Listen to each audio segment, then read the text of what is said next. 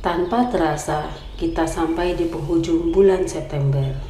Tema besar BKSN kita tahun ini adalah Allah Sumber Kasih dan Keselamatan. Sebuah tema yang kemudian diperjelas lagi melalui 4 perikop yang diambil dari Perjanjian Lama, khususnya kitab Nabi-Nabi Kecil.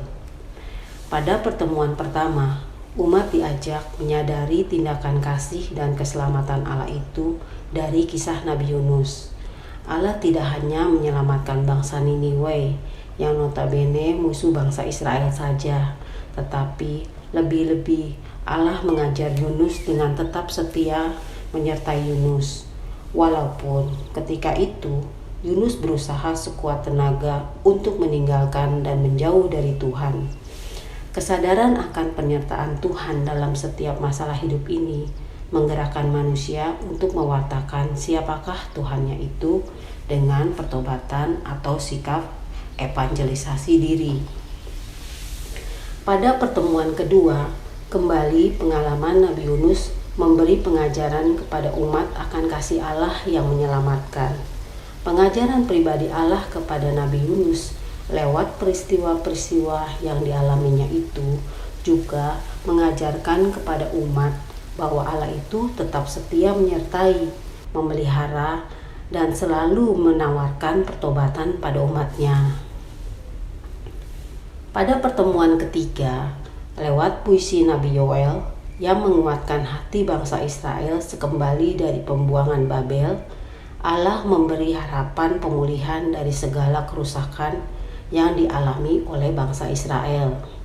Di sini, umat disadarkan bahwa pemulihan itu datangnya hanya dari Allah ketika umatnya mau menjalankan perintah Allah akan pertobatan.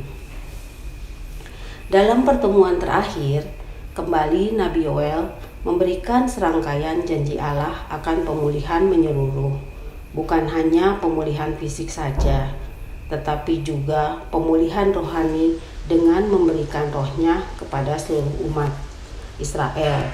Inilah berkat rohani yang merupakan kelanjutan dari rangkaian pemberian Tuhan dalam rangka memulihkan umatnya.